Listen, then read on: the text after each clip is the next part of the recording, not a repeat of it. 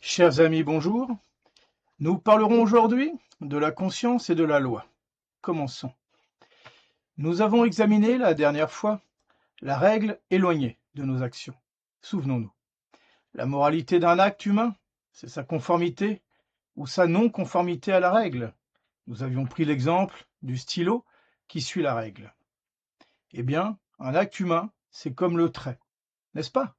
L'action que l'on pose et qui doit suivre une règle.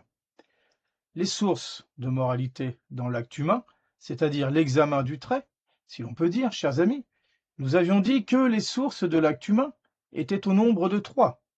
L'objet, les circonstances et la fin, c'est-à-dire le trait, les circonstances, la couleur ou la grosseur du trait, n'est-ce pas? La fin, ce pourquoi je trace un trait, chers amis. Et ensuite, eh bien, cet acte humain qui possède donc ces trois sources de moralité, qui vont déjà nous faire juger la moralité, doivent être comparés à la règle. Et nous avions dit, il y a deux règles, une règle éloignée et extérieure, ce sont les lois, et nous avons parlé de la dernière fois des lois, loi divine, divine éternelle, loi divine naturelle, loi divine positive, chers amis. Mais il y a ensuite une loi prochaine, une loi intérieure. C'est ce que l'on appelle la conscience, chers amis. C'est un mot bien usité aujourd'hui et qui a été détourné de son sens premier. Il faut bien le dire, surtout au XVIIe siècle, à partir du XVIIe siècle, avec toutes ces philosophies dites subjectives. Qu'est-ce donc que la conscience dans l'ordre moral, chers amis? Et qu'il ne nous faut pas confondre avec la conscience philosophique dont veulent parler aujourd'hui les modernistes. La conscience dans l'ordre moral, c'est un jugement pratique de notre raison. Voyez, aujourd'hui la conscience, on en parle comme de cette chose finalement qui vient remplacer notre intelligence, notre entendement, comme on dit. En réalité, la conscience dans l'ordre moral, c'est un jugement. C'est l'énoncé d'une vérité, si vous voulez. C'est cela, un jugement. C'est un jugement pratique qui nous dit avant ou pendant et après ce qui est bon de ce qui est mal, chers amis. C'est cela la conscience morale. C'est ce jugement de notre intelligence. Jugement de notre intelligence pratique, c'est-à-dire qui porte sur des actions, sur des actes humains, et jugement qui a pour conclusion de nous dire si l'acte à poser ou si l'acte posé est bon ou mauvais. Ainsi, notre conscience est en nous et nous dicte immédiatement ce qu'il faut faire ou ce qu'il ne faut pas faire. C'est comme si vous voulez une imprégnation en nous de la loi. C'est la connaissance pratique de la loi qui est gravée en nous, chers amis. Avant l'action, la conscience, c'est ce qui vient nous dire ce que nous devons faire ou ce que nous devons éviter. Après l'action, c'est la conscience, ce jugement, qui vient absoudre ou qui vient nous condamner, qui vient nous louer ou qui vient nous blâmer de ce que nous avons fait, selon que l'action était bonne ou mauvaise. Ce sont d'ailleurs les deux fonctions de la conscience qu'on appelle antécédentes quand elle est avant, bien sûr, l'action, et qu'on nous dit ça, tu n'as pas le droit de le faire, ça, tu peux le faire, ça, c'est bien de le faire. Et puis, on l'appelle conséquente quand elle vient après l'action et quand nous, n'est-ce pas, cette conscience nous dit c'est bien ce que tu as fait ou c'est pas bien. Ce sentiment de frustration, de blâme intérieur, chers amis. Cette conscience, finalement, elle est accompagnée de ce sentiment d'amour du bien et de haine du mal au fond, et puis de satisfaction et de remords. Vous voyez, c'est ce qui va avec la conscience. Alors on divise la conscience, et c'est un moment difficile, parce que comme les règles prochaines de nos actions, on va dire, eh bien, puisque la conscience est règle, il faut toujours suivre sa conscience. Et c'est vrai, puisque la conscience est règle de nos actions. De la même façon, le crayon doit suivre la règle. De la même façon, nos actions, chers amis, doivent suivre notre conscience. Si elle est règle, c'est entendu, et c'est vrai, nos actions doivent suivre notre conscience. Mais attention, chers amis, quand on a dit cela, on n'a pas tout dit, ou plutôt il y a beaucoup de choses qui sont sous-entendues. Souvenons-nous, il y a deux règles d'agir à l'homme, une qui est extérieure et une qui est intérieure. Et ces deux règles ne sont pas sans rapport, bien au contraire. Elles sont en rapport l'une de l'autre, c'est-à-dire que la conscience n'est que, si l'on peut dire, l'imprégnation en nous de façon intérieure d'une loi qui est extérieure à nous. Mais la loi qui est extérieure à nous, eh bien, n'est pas sans rapport avec la conscience, puisque justement elle se manifeste à nous dans la conscience. La conscience, on peut dire, ce jugement pratique, c'est comme la conclusion d'un raisonnement que l'on se fait, d'un raisonnement qui tient compte d'abord de la loi, ensuite de l'action que l'on veut poser, et enfin la conscience elle-même, chers amis. Si vous voulez, la loi extérieure va nous dire, pardon, il n'est pas permis de voler, c'est-à-dire il n'est pas permis de garder par devers, soit une chose qui ne nous appartient pas, une chose qui appartient à autrui. C'est un vol. Ça, c'est la loi extérieure. Ensuite, donc, ça, c'est la règle extérieure. Ensuite, il y a cette chose que je possède et qui n'est pas à moi. Et enfin, que fait la conscience? Elle nous dit, je dois rendre cette chose. Je n'ai pas le droit de la garder. On voit par là, chers amis, comment la conscience est vraiment la conclusion d'un raisonnement dont la première partie du raisonnement est la loi extérieure. Et on voit par là qu'il y a un lien nécessaire entre, d'une part, la conscience et la règle extérieure d'autre part.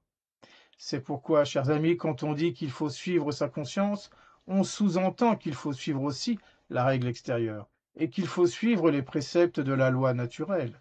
Il ne suffit pas de dire chacun sa conscience pour dire que finalement la moralité est une affaire purement personnelle et subjective. Pas du tout. On dit chacun sa conscience et la moralité reste objective. Pourquoi?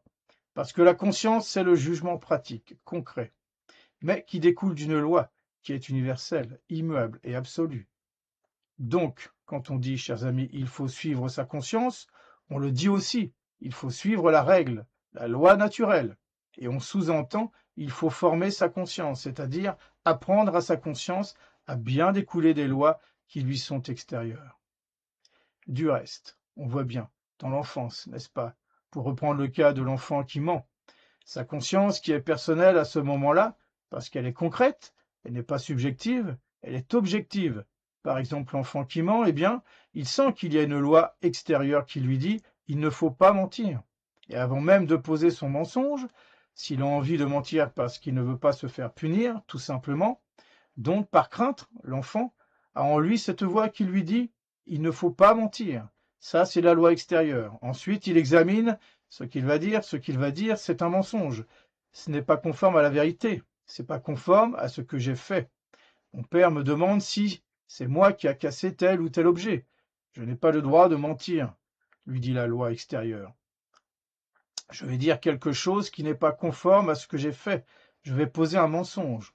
Et je n'ai pas la conscience tranquille.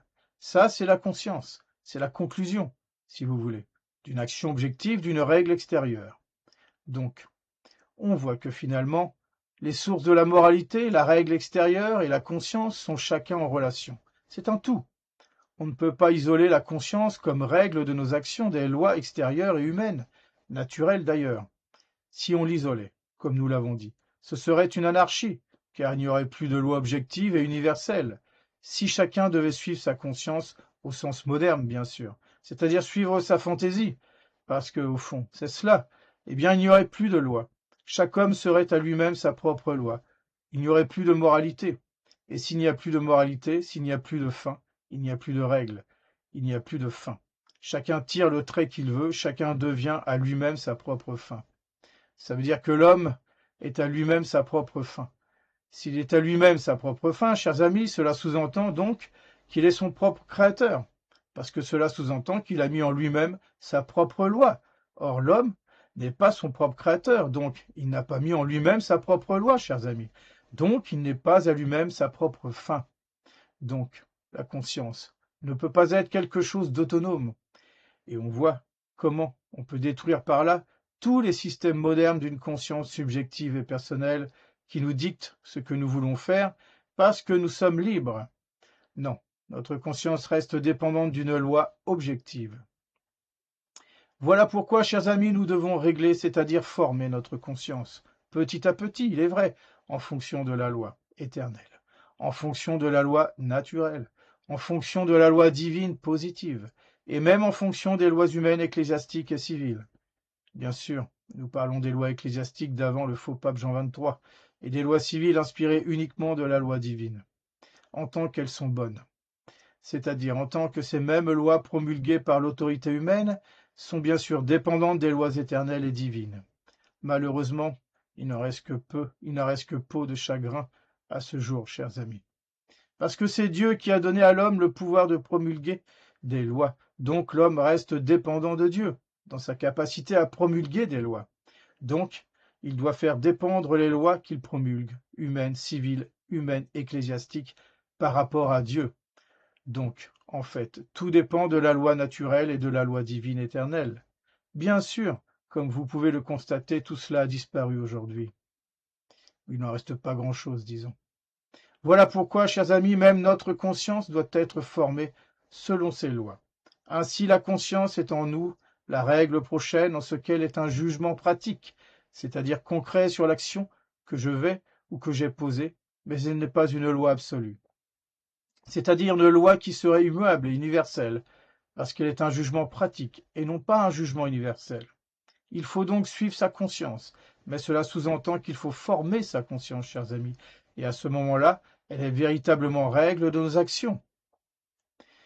Poursuivons notre petit cours sur la morale, chers amis, c'est-à-dire sur ce que l'homme doit faire, doit accomplir pour aller jusqu'à Dieu et obtenir le ciel.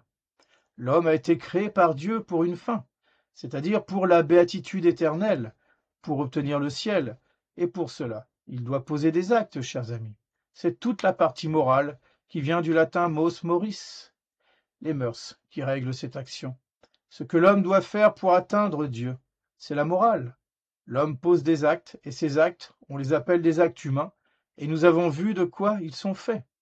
Ces actes humains doivent être réglés, c'est-à-dire ordonnés. Une règle, c'est ce qui permet de tirer un trait droit, nous l'avons vu.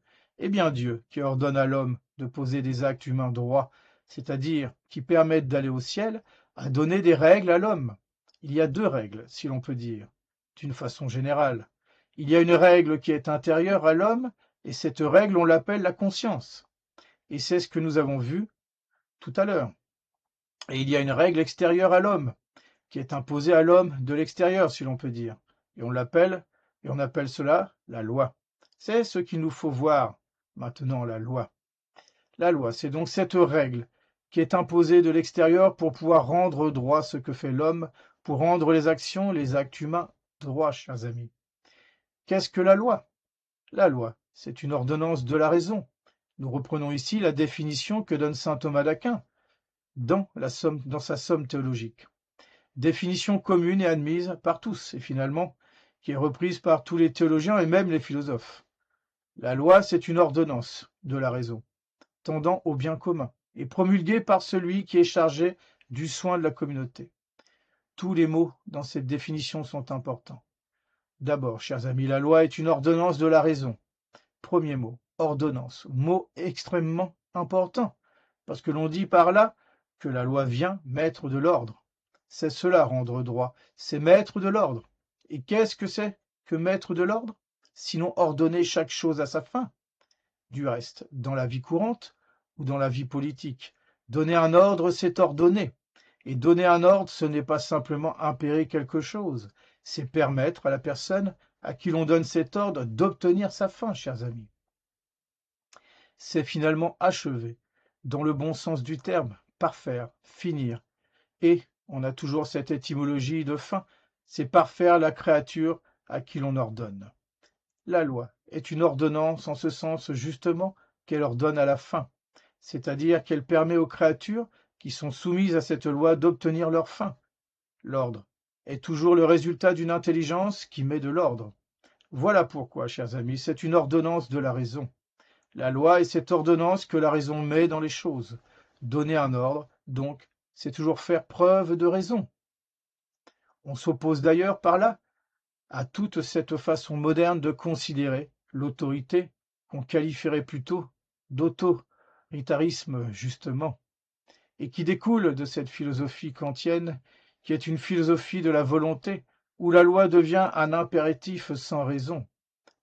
Ce qui devient absurde, chers amis, parce que ce n'est plus une loi, Ce n'est plus un ordre à proprement parler. On ne met plus de l'ordre, on fait un caprice, mais on n'ordonne plus à la fin. Et c'est là que la nouvelle définition, ou la définition moderne pêche. Celui justement qui donne un ordre ne peut pas se permettre de faire ce qu'il veut. Cet ordre doit être raisonnable, rationnel, c'est-à-dire découler d'une intelligence, découler d'un principe supérieur. L'ordre est une sagesse. Le propre du sage d'ailleurs, c'est de mettre de l'ordre. Voilà pourquoi même quand on relit les traités politiques anciens des Grecs, par exemple, il y avait toujours des philosophes pour conseiller ceux qui donnent les ordres, c'est-à-dire les rois, les princes, les chefs. Pourquoi? Parce qu'il fallait un sage pour mettre de l'ordre. Donner un ordre suppose une certaine sagesse. La loi, donc, c'est une ordonnance de la raison. C'est donc quelque chose qui suppose une intelligence, et toute volonté, chers amis, est normalement éclairée par la raison, par l'intelligence.